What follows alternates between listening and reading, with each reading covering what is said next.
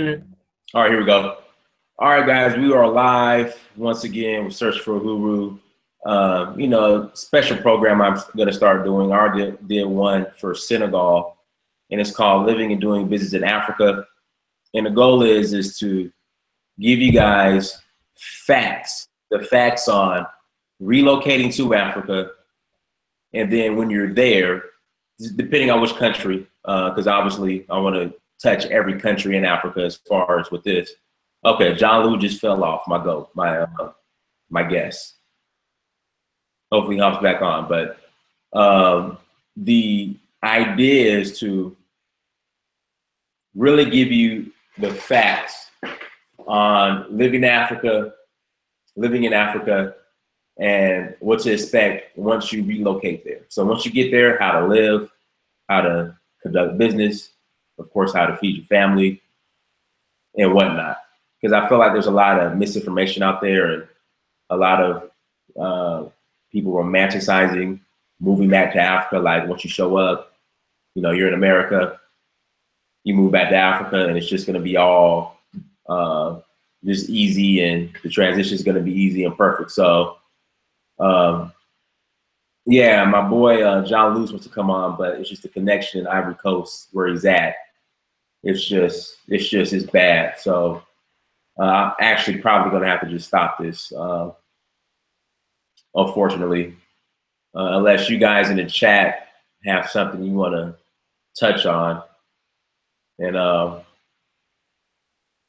then we could chop it up about that. But I don't know if it's going to happen right now. He's actually messaging me over Facebook, and what's good, Doug? I see you, bro. So right now, while we're in the middle of some technical difficulties. Anybody in the chat room, you guys have any questions at all you want to cover? Because he just messaged me and said the connection's going in and out. So let me just text him, okay. Try to hop back on.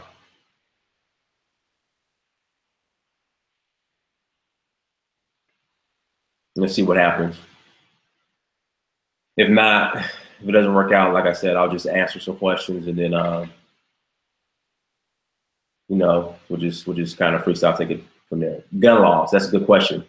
For the most part, unless you're in the village hunting, if you're in a village and you hunt for food, it's almost impossible to get a gun in certain countries in Africa. I know I've asked that question too.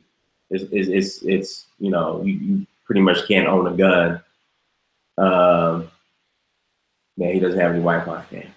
You basically can't own a gun unless you have a legit reason to, or somebody in the like the government, or you just have a special connection, or you're very important somebody in politics or entertainer. You just have to have power and clout and influence, and like I said, know somebody in higher ups. But as far as like here in Georgia, I can go to the gun store right now and buy an AK-47. All they're gonna do is do a background check. I can go in the gun store, get an AK-47, and walk out with my AK-47 out of the gun store in less than 10 minutes. Go into the gun store. I want that AK-47 right there. All they're gonna do is run a background check and give it to you and dip. So it's not like that. Like you're not gonna go to a gun store and buy a gun and then do a background check and you walk out the store. As far as in the African countries I've been to, it's like a very lengthy process, and you better have a good reason. Like the gun laws in Africa, for the most part, are more strict than gun laws in like a place like LA or California. So yeah, it's almost impossible to get a gun. All right, he said he has no Wi-Fi on his laptop, so yeah, I don't think it's gonna go down today. Messaging him back, okay.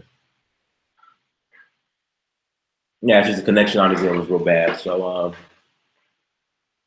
let's see. Anybody else want to chop it up about anything or whatnot? Let's see here. Let's see what's going on, man. I wish the brother could go on because I mean, like I said, I think this living and doing business in Africa is very important for those. You know, it's a great source of information for those who want to relocate uh, to Africa,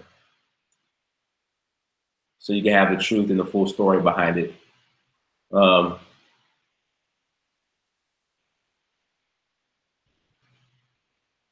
oh yeah, I know the video earlier today we spoke on the you know, when Africans have babies, it's considered uncivilized, but when Westerners can't have kids, it's the end of humanity. So there are two countries in Africa, Francophone countries, because the French president is. So there are two countries. Hold on. I think one was Chad. Let me look this up real quick.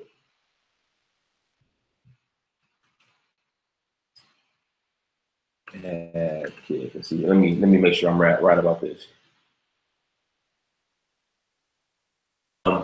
I think it was Chad, one of those former French francophone. Well, they consider a francophone country still. Africa. Let me look this up real quick. Make sure I get the facts on this right. All right, cool. I think he's coming on, John Lou. But let me look this up real quick.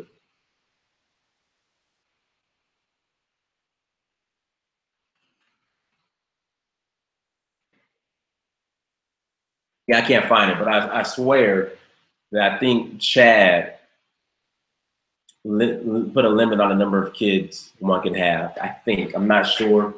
I thought I read that somewhere. I'm trying to look it up. So I'll do some more research on that. But John Lou, I think, is trying to come on now. Good business ideas in Africa? Is there, how can I become part of this? What do you mean, Black Intelligent? You want to hop on the chat? Are you in Africa right now, Black Intelligent? How do you feel about North Korea being able to place a nuclear warhead on an ICBM within a year? I mean, that's, you know, I mean, they're not aimed at Africa, so it's whatever. I mean, that's just, I would say, a cause or effect of Western diplomacy.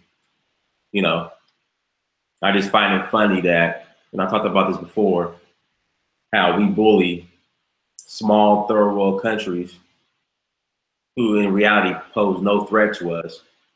But you have a country like North Korea who has nuclear capabilities who's threatening us. Like literally, I will blow you guys up. I will blow America up. And, you know, we want to talk things out. So, you know, I find that funny. All right, so yeah, John can't hop on. So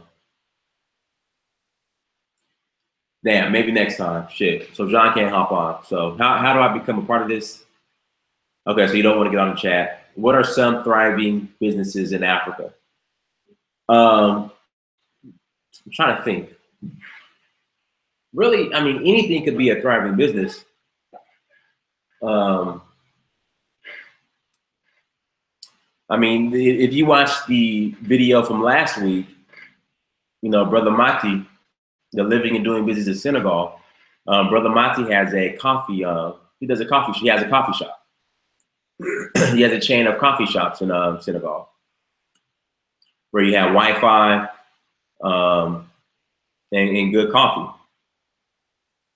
So anything having to do with hospitality, I think would be a good business. Gyms, like opening up a gym, shit, fucking CrossFit.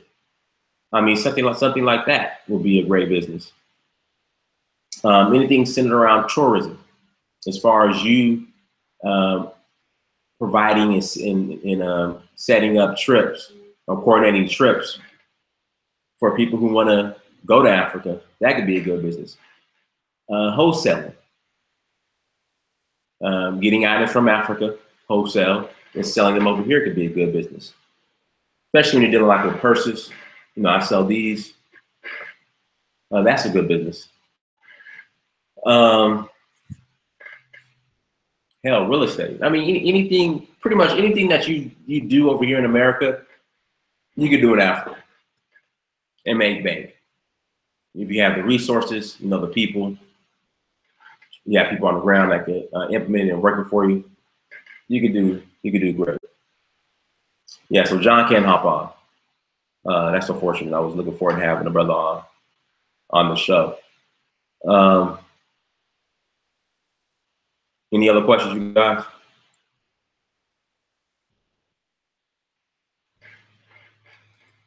I wonder, anybody know the whereabouts of Buhari? I passed away yet? Let's see here. I know he's been getting treatment over there for a while now.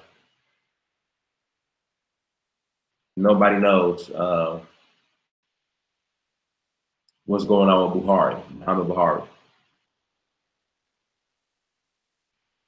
You know, hopefully the brother's still alive, but he's been getting treatment in London for a while now.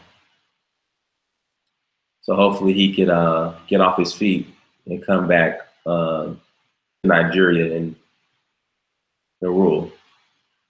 So I know that's been a mystery with Buhari.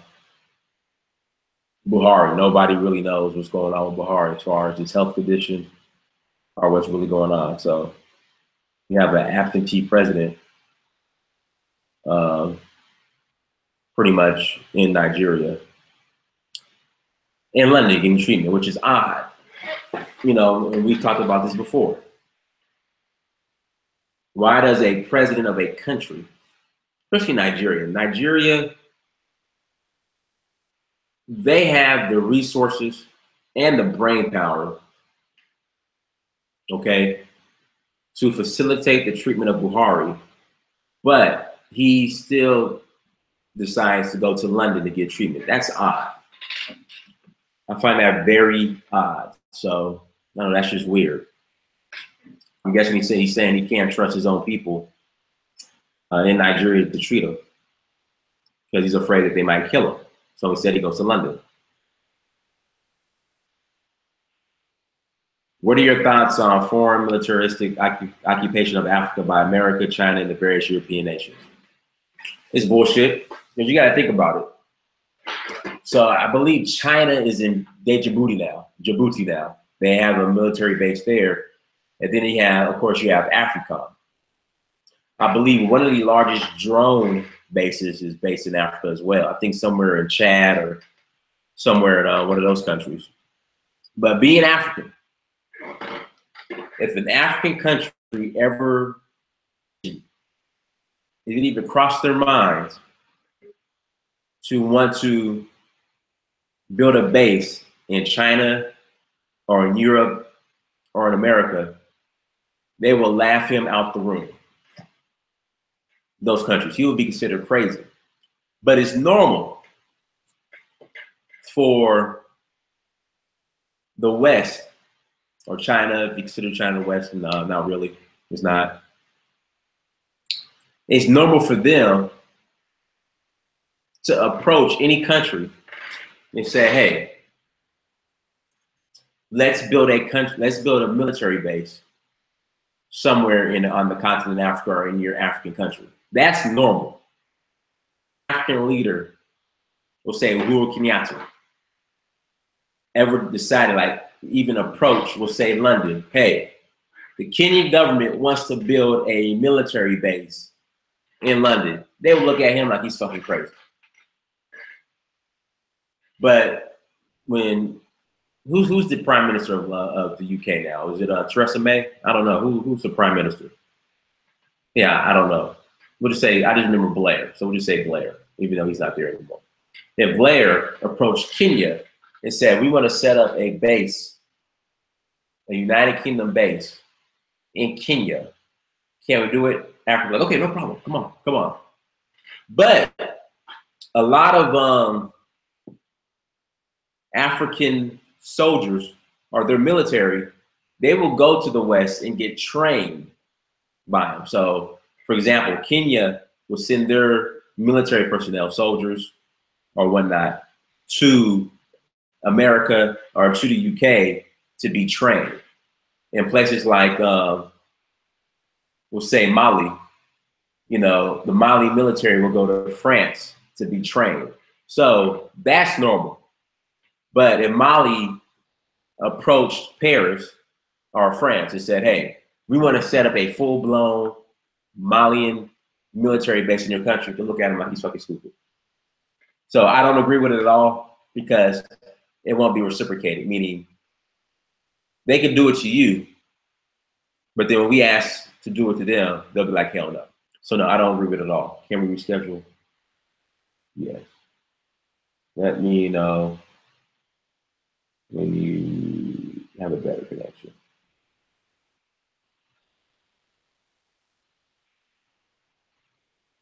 Okay. Now I'm looking forward to that.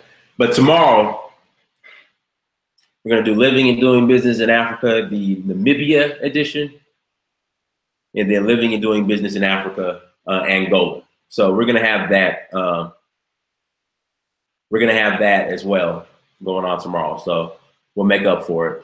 But I was looking forward to the one with brother John Lou today, but his Wi-Fi is just, it's not the best. So that's okay. If Africa's got independence, there will be a set of constitutions in the United Countries based on blackness. Yeah, of course.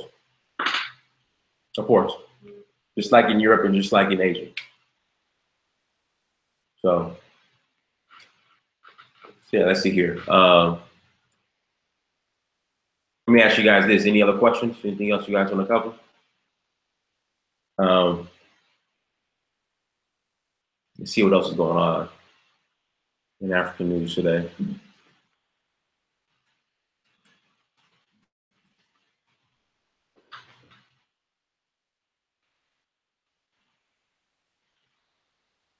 I just read something. I was going to do a story on that.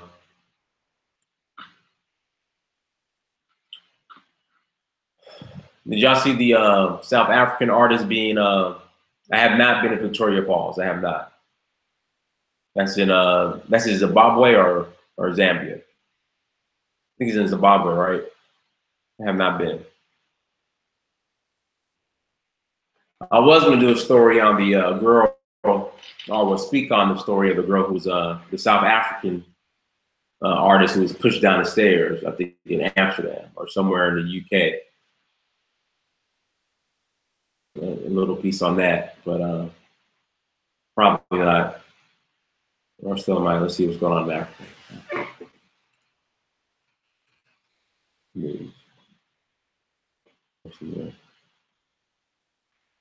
Yeah, okay. Let's see here. On Kenya, you know, elections are coming up in Kenya. I know I spoke on it in another video how Asians were given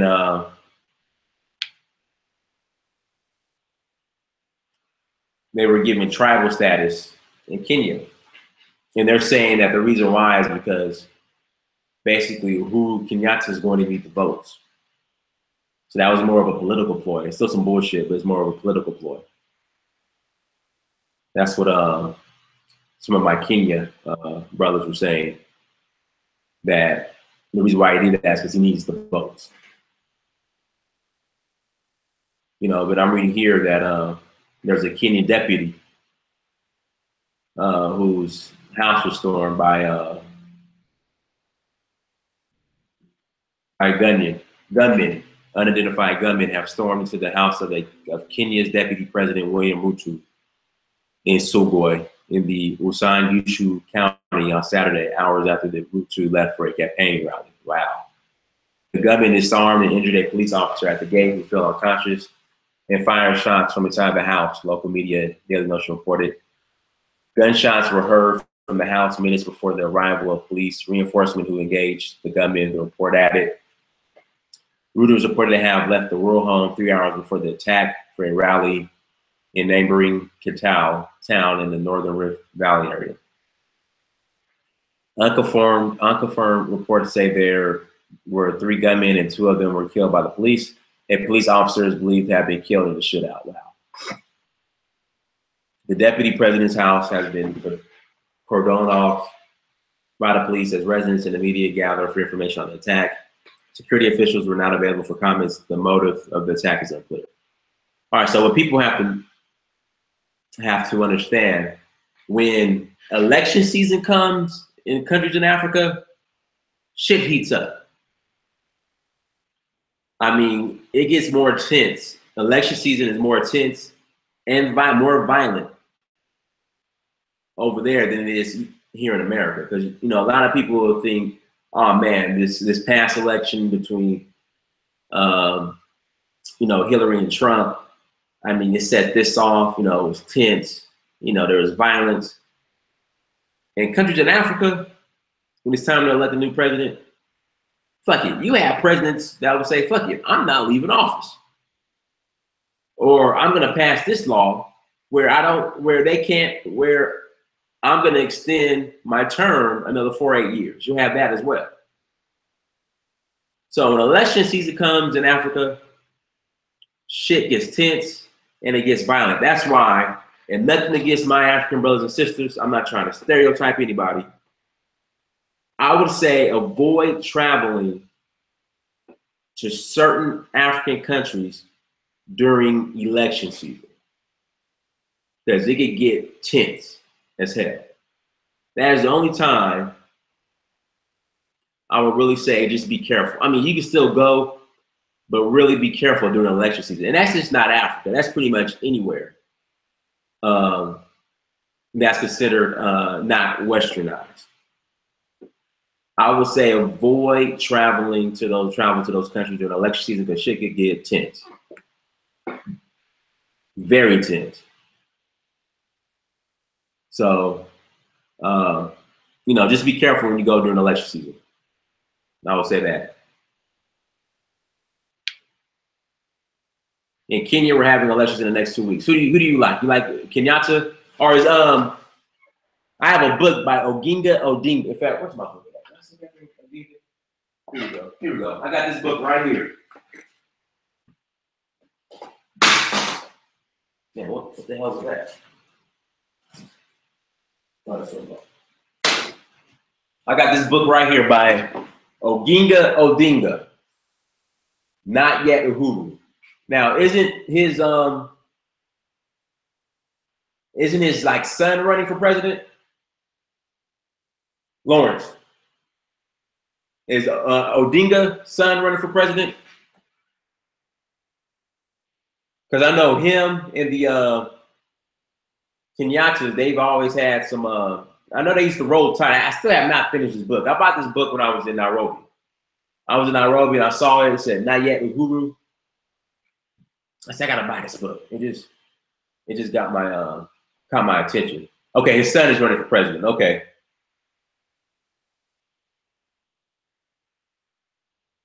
Yeah, so I have not finished this book yet. I got this when I was in Nairobi. I was in like a mall, like a small mall, and I went into a bookstore and I saw it and it just caught my eye. I said, I gotta get this book. I want to get this book.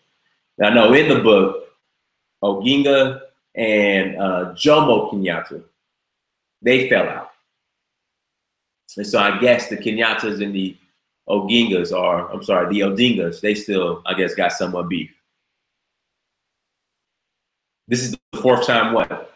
This is his fourth time running for president? You think he can win this time?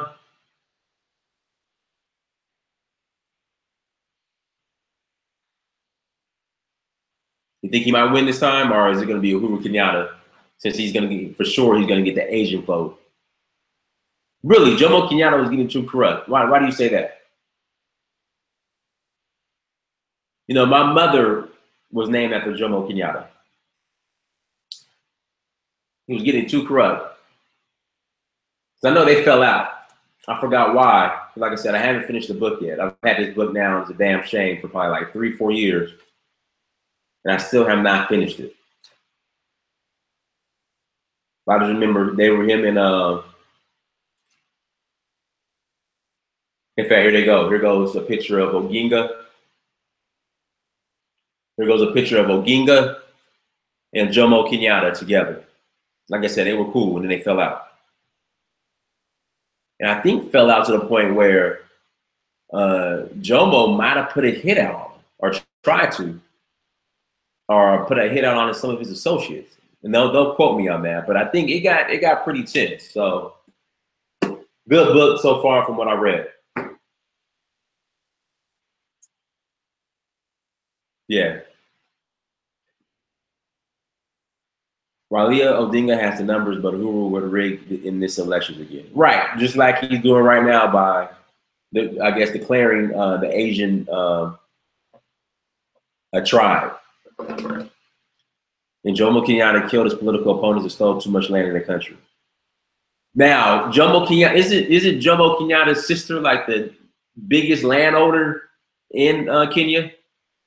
His sister, right? Owns a lot of real estate in Kenya, right? Like a lot. Am I right on that? Yeah, from my understanding, Jomo Kenyatta's sister, I even want to say to the point, low key, Jomo Kenyatta's sister might be the richest black woman on the planet. From my understanding, they own a whole lot of real estate in Kenya. So what you have to understand, after colonialism, when you had this land, when of course whoever the French or Britain or whatever, whoever the colonialized a specific country left, there were huge land grabs. And from my understanding, like whoever took over, or whoever was the first, we'll say, democratically elected president, their families pretty much controlled a lot of the land and real estate. And so from my understanding, the Kenyatta family, they own a lots of land in Kenya, a whole lot of land. The Kenyatta family does. The whole family is like worth $500 million from those land where they breed like high grade cattle. Yeah, so from my understanding, the Kenyatta family, they own a lot of land. So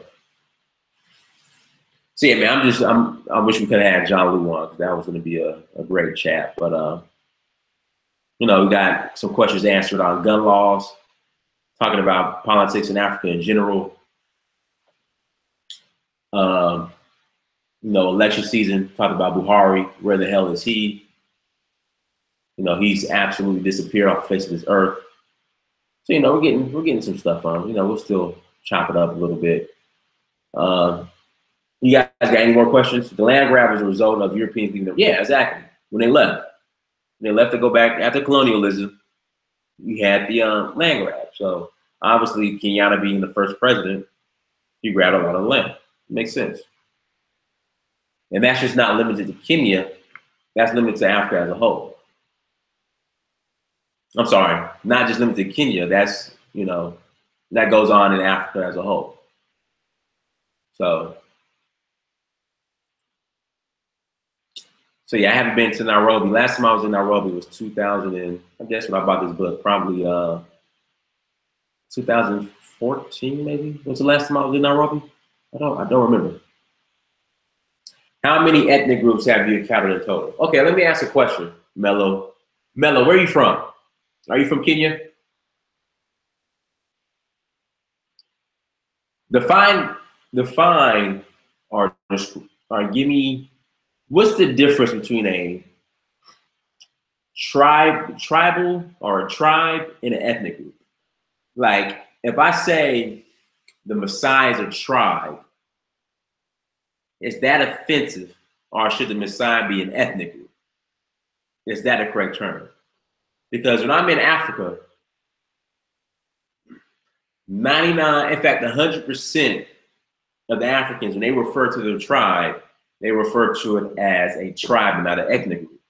But now you have some people saying that it's not a tribe, calling them a tribe, or referring to like the Ashanti as a tribe is offensive.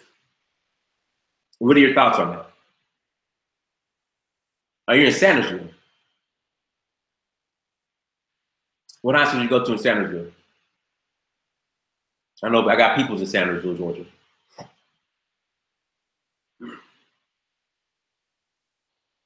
You went to Washington County? Is that the high school in Sandersville, Washington County? Or Washington? Isn't that the high school? Mello Losing is in Washington County? Yeah, I got peoples down there. Um, I don't understand how these Chinese can become a tribe and in the Gunzu or Little Africa, over 100,000 Africans have to leave because of rich Chinese. I already did a video on that. Hold on, third. Let me put the link in the video in there. In the video, it's look at my video descriptions. Basically, I said Kenyans give Asians tribal status, but Africans in Asia are barely considered human. So I don't know. We are too nice of a people, and being too nice sometimes and naive will get you killed. So yeah, so I have peoples that went to Sandersville High School. I know all the Elwers family, the whole Elwers family. I know them. You know, I got a lot of people that went to Sandersville High School. That's the country. Yeah, Sandersville is the country. Real cool people. Let's see here. You guys don't have any more questions, I'm gonna go ahead and shut it down. But you know, we got something in. Far as just talking about Kenyan politics, gun laws, which is damn near impossible to get a gun in Africa. It ain't like you're in America. Even though they like to paint the image. So Raga, why are you here? Raga Roots, why are you here?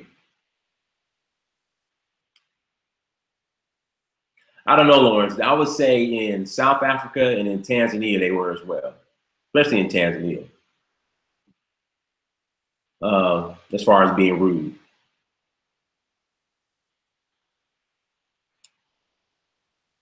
Yeah, they refuse to Indians, Chinese, Lebanese, or whatnot. Pretty much anybody non-African that lives in Africa refuses to integrate into African society.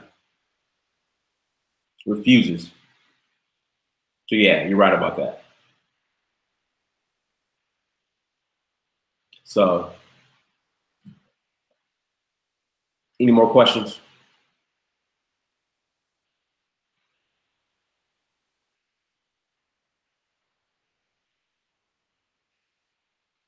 Next time I have more questions, just saw you're online. Right, no problem. But yeah, also in Kenya, remember they had the situation with the Chinese restaurant when they wouldn't allow Africans to eat at the Chinese restaurant, except for African politicians. So Africans found out and they got shut down. And then I think the people who were involved, or the owners of the restaurant, were arrested. But they said the reason why they weren't allowing Africans to eat there was because they were afraid of El Shabaab, which is the the radical Islamic group out of neighboring Somalia. But it's easy to tell the difference between a Somalian and a Kenyan, in my honest opinion. Because you have to understand, you know, Somalians, Eritreans, and Ethiopians, they're all mixed race. And you could tell that they're mixed. You can tell the difference. So this is the type of discrimination Africans have to face in their own fucking country. Where a Chinese person refuses to distinguish between a Somalian or a Kenyan, or can't tell the difference. He thinks Kenyans and Somalians are all the same. But if you ever call a Chinese person Japanese, they will lose their shit. So this is the level, or, you know, same thing with Indians. If you call an Indian a Pakistani, or confuse an Indian and a Pakistani with one another, they will lose their shit. But in Africa, they could give a fuck about, you know, if you're Kenyan or Somalian. They think all you guys look the same, and they're cool with it. Exactly, Somalians. Well, they're mixed race. Them, Ethiopians, Eritreans, they're mixed race. So yeah. But yeah, you can't confuse an Indian with a Pakistani. You can't confuse a Chinese with a Japanese person. But damn it, they will confuse the fuck out of you and not care. In Africa. What's up, Dynasty? As an East African, this channel has a lot of raw information that might help a lot of people out there. Been watching your videos for quite some time. I appreciate it, family. Thank you. Where are you from, Joe? That's the thing. I just want to get the real what I want to do. I want Africans to speak for themselves and not other people speaking for Africans. So that's why when I go to Africa, I ask the questions and I allow them to answer. You know, when you know, my doing business and living in Africa is people actually living in Africa, or you know, Africans there, or Black American expats who are there. So I want people to see the truth of what's really going on, because as you can imagine, or as you see, Africans have not been given the platform, or they have been given the platform, but other groups of people who do not have the best interests of Africans at heart tell the African story. And as you can see, it's very exaggerated. It flat out is a lie. They've been lying. So I've made it a point for me to go directly to you guys and say, hey, let us know what's going on. Or let me ask you this question. For example, the whole vegan thing. You got people saying that our ancestors were vegan, to the point where they're saying that Europeans were the first people to introduce meat to Africans. Dumb shit like this that shouldn't be debated, that I shouldn't have to bring up. But when I go to Africans and ask them directly, hey, were our ancestors or were your ancestors vegan? Was there even a concept of being a vegan? They're like, what the fuck is a vegan? I've never seen an African vegan in Africa. There's no concept of it. But over here in America, you have certain groups. They're like, oh yeah, man, Africans are vegan. What the fuck? There's no concept of being a vegan. The only time I've met an African vegetarian, in fact, they're not even vegetarians, is, you know, sometimes the meat could be expensive. So they will only eat the meat during festivals and holidays when they can afford it. Outside of that, they might not eat the meat, but it's by circumstances, not because they want to be a vegan or vegetarian.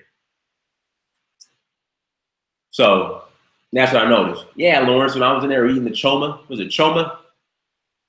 Yeah, when I was in Kenya, we'll have the choma. Lawrence, have you checked out my Kenya videos? You need to look at my Kenya videos when I was with the Maasai.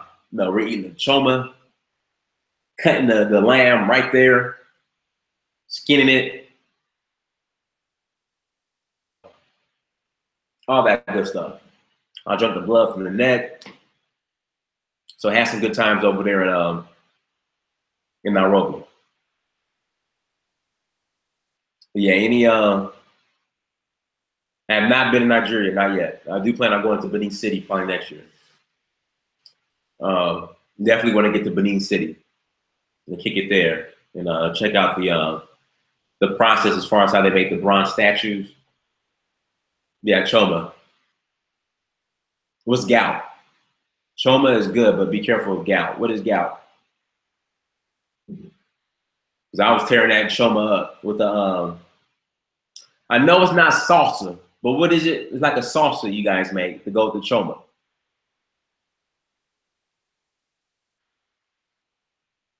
That's true.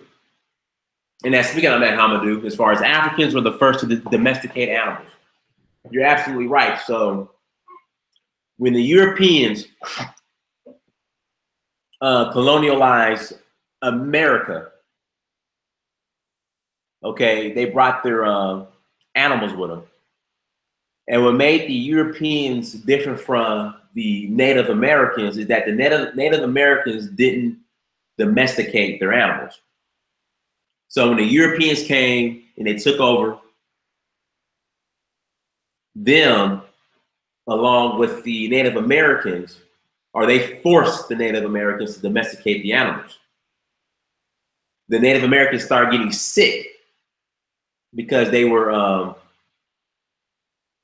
domesticating the animals. You know, whatever illnesses that could be contracted, that could be passed along by animals to humans, they caught that. So they ended up being sick and dying off. But when they came to, since the Native Americans, they weren't able to do the hard labor, they were getting sick because they were living amongst the animals or just domesticating the animals. They were dying out. So they didn't have, Europeans didn't have anybody to do the labor, which brought in the African slaves.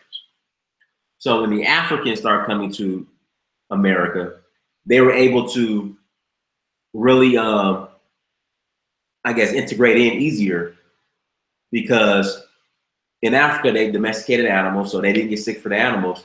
And then we were able to handle the hard labor versus the Native Americans, they couldn't handle the hard labor.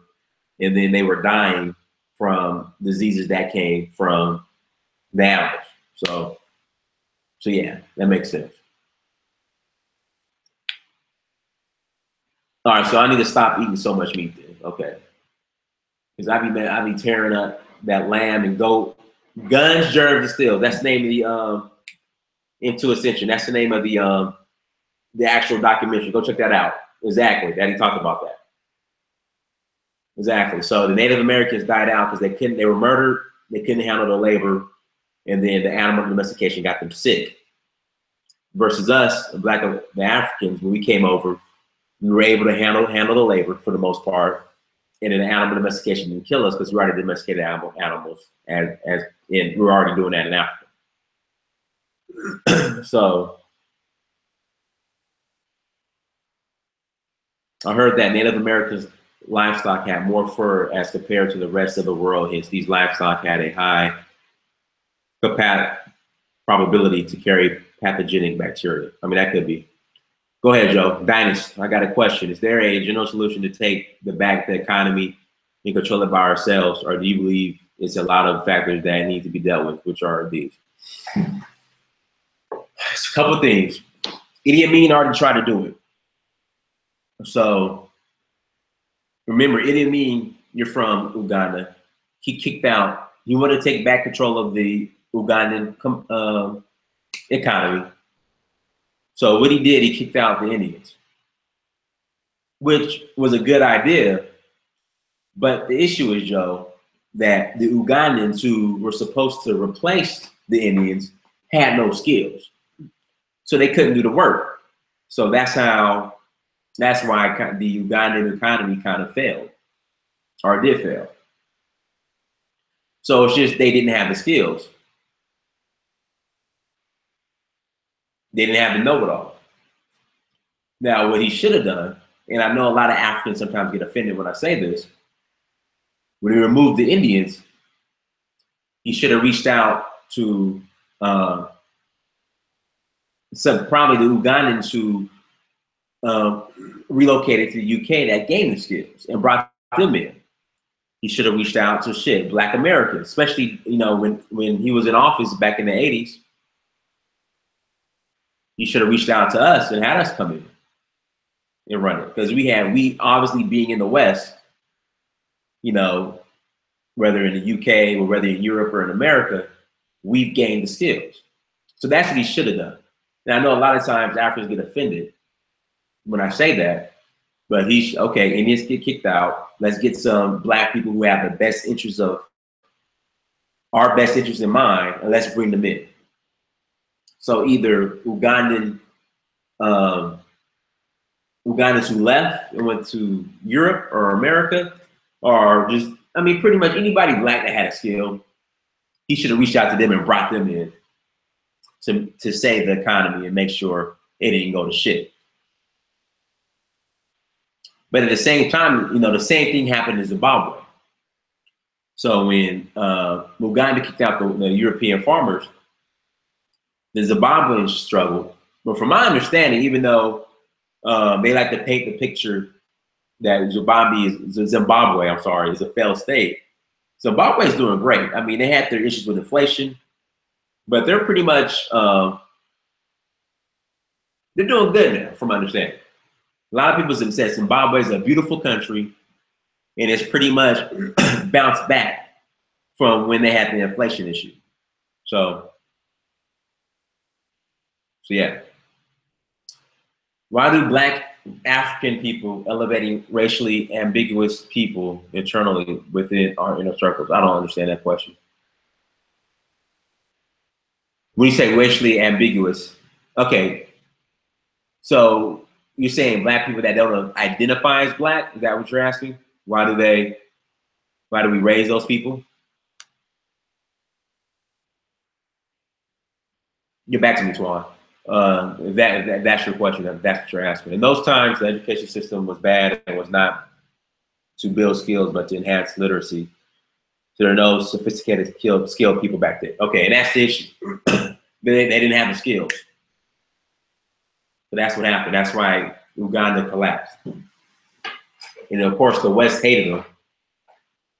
So they had a vendetta out for him. And then, he had the beef with Israel as well. So that's why. Biracials, okay. I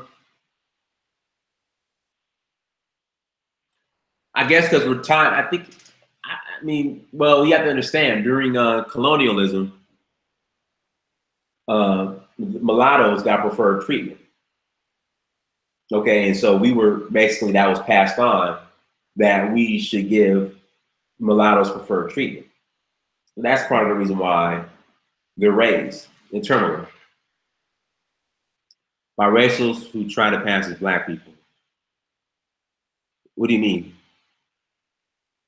Well, in America, they have the one drop rule. So even you're biracial, you're still considered Black. But everywhere else, you're considered mulatto. So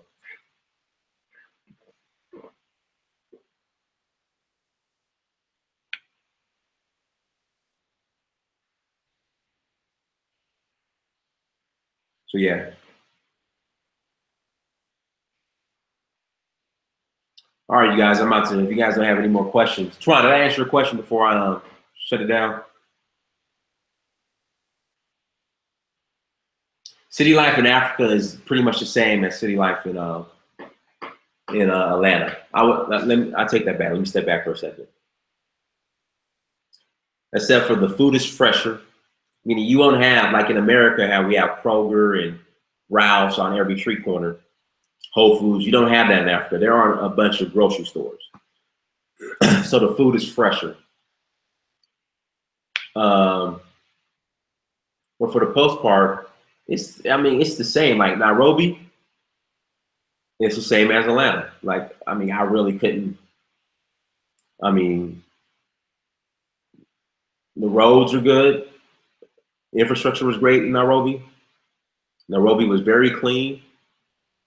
In fact, I say Nairobi is cleaner than Atlanta.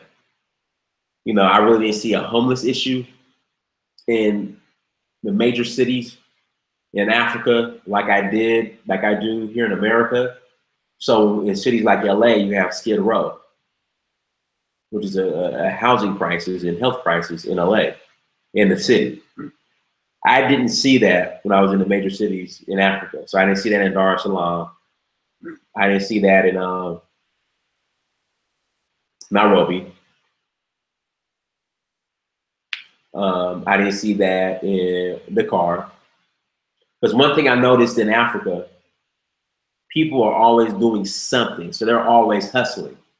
Versus in America, it's kind of like there's no hope when you're homeless.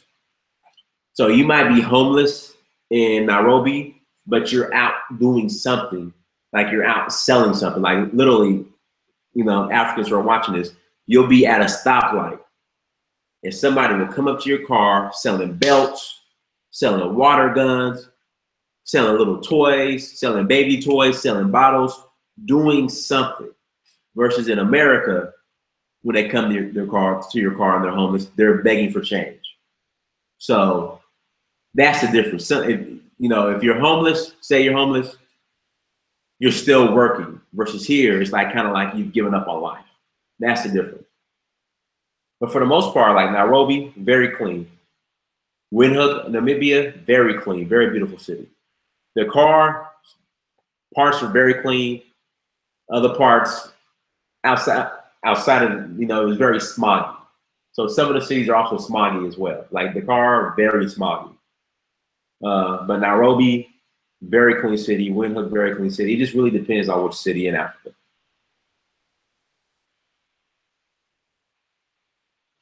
Where do you think it would be best for African Americans to build a community in? I know a lot of African Americans are successful in Ghana, obviously. I know a lot are doing good in Ghana. I know a lot of African Americans doing good in Senegal and Dakar. And that's the purpose of the videos I'm shooting as far as living and doing business in Africa, is to find Black Americans who are in cities in Africa thriving and just getting tips and insight on how they're able to be successful. So that's the whole that's the concept and idea behind this series. So yeah. Guys, also too, if you find value in these videos, please support to the church. Hit the super chat button. Which is the $$ in the chat. It was the $, I'm sorry, the $, which is the $ button icon in the chat. Click on that if you find any value in this. I don't mind asking questions and building with you guys, but contribute. Because to be honest with you, and not to sound arrogant, I do not see anybody else creating the platform or is doing what I'm doing. I don't see it. If you guys do, let me know. But as far as the way I'm going about it, the way I'm doing it, the value and the resources I'm offering, I don't see anybody else doing it. So, please support, donate. The majority of Africans have their own house, which is not the case in USA or Europe. You have a point there too. There's a lot more home ownership in Africa. I got a new video on that actually. Because you have to understand, in Africa, well, there's a couple things. Number one, we'll start off with like home loans. So here in America, if you have good credit, they have home loan programs like FHA, where all you have to do is put down 3% of the house value. So if the house is $200,000, let me do my math. And my phone's going dead. You just have to put down 3% of the $200,000. That's all you have to bring to the closing table. And then you can finance the house. They don't have that in Africa. But at the same time, in Africa, the real estate is a whole lot cheaper. So you could buy a nice house outside of the city limits in Africa for $50,000. A nice house. You get a nice 3-bedroom, 2-bath house built outside of the city limits, because usually the city is very expensive, for like $50,000. A nice house. You can't do that anywhere in America. So people, Doug, I appreciate it, brother. Thank you so much, Doug. I really appreciate it. So here in America, you're not going to find a nice house for $50,000. So therefore, and then also too, in Africa, they don't have programs like FHA where you could go and I guess put down 3% of $50,000 for a home. You're gonna have to come with that $50,000, which, in my opinion, I don't think is a lot of money. Now in Africa it might be, but even in Africa, $50,000 is not a lot of money. And I'm saying a nice house is $50,000. You could get a house and build a house for like $25,000, a decent house in Africa. So that's why the majority of Africans own the home. And then I really don't hear a lot I know I have a friend that rents a condo in Africa, but you really don't hear about a lot of people renting in Africa. It's primarily ownership, or if they do rent is it's low income. So here we go. Let me back up for a second. Expats will probably rent. Appreciate it, Brandon. Expats will rent. Uh, Low income will rent if they're staying in like the projects, as we will call it. But outside of that, the majority of Africans, they own their home. You are right about that. Their own house, which is not the case in USA or Europe. You're absolutely right. Because there's really not a lot of options to rent unless you're just dirt poor. And if you want to rent from, it's their projects, or if you're like an expat, they might have some rental properties for you.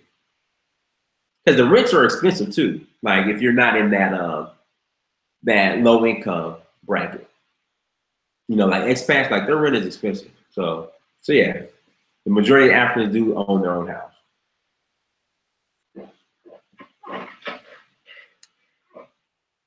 Let's see, your opinion on re-educating the miseducated Negroes. Is mental depravity a contributing factor to why most Black people refuse doing business amongst each other, constantly looking for handouts? I think a lot of it does have to do with stereotypes and just being overall ignorant. Yes, and we are, I guess, programmed to believe that whole concept, like you have the white water and the black water. So during segregation, Black people weren't allowed to drink at the white water faucet, so you had the black water faucet. And then the idea was that the white water faucet tasted better. So a lot of Black people still have this mentality that the white water faucet tastes better. So that's why sometimes they refuse to do business amongst Black people. And also too is the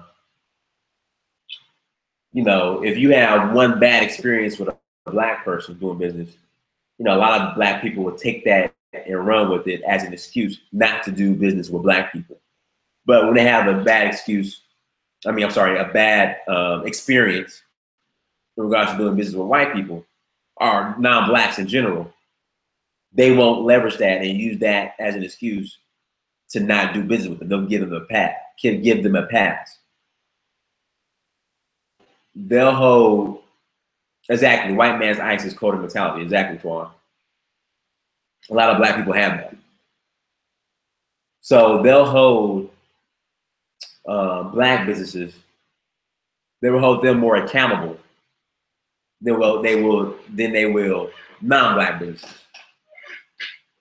So if a Black business makes a mistake, it's like, I ain't doing no more business with Black people. That's why we ain't got nothing. That's why Black people ain't got nothing. If they make a mistake, and they'll leverage that to never ever do business with any other Black person ever again. But then when it comes to non-Blacks, if they make a mistake, they'll give them a pass. So basically, Black people with the white man's ice is colder, or we'll just say that the non-Black man's ice is colder mentality, they hold them to a different standard than Black people. So that's why. All right, I appreciate it, Doug. I appreciate it, Brandon Gibson. Look, everybody, I'm about to get out of here unless you guys have some more questions. I just wanted to make sure we got something accomplished today, because John, my boy John Luke, he couldn't get his internet functioning, so in Ivory Coast. So yeah. Why does the same hold true in Africa where they did not have black and white water? What are we going to do about this depravity? It's a leadership issue. I think more than in anything. I think it's not being, because you got to understand, Indians are taught to buy from Indians. Indians are taught to buy from Indians. Jews are taught to buy from Jews. Chinese are taught to circulate their money within the Chinese community. But when it comes to Africans, or Black people in general, we're taught that the non-Black ice water is colder. So that's when we talk. So it just starts from the top. As far as African leaders, African entrepreneurs, wealthy Africans just telling the people, like, look, we need to circulate our money within our community. And that's just not taught. But every other people, Jews, Chinese, Indians, Arabs, they're taught to circulate their money within their community, but to sell to everybody else, but to buy from each other. We're taught to buy and sell to everybody else. So, Africa's a great place. D. Africa's beautiful. I'll be back in November. So yeah. All right, guys. Any other questions? If not, I'm about to get out of here. Make sure you guys subscribe to my all my social media pages. Search for Uhuru, all one word. Instagram, Snapchat, Twitter, and Facebook. Make sure you guys go to dynastymirror.com. Make sure you guys go to searchforuhuru.com. Make sure you guys go to Amazon.com. Search your name, Dynasty Mirror. Buy a book. Thank you for this. Appreciate it. Donate. Till next time, you guys. I'm gonna get out of here. Peace.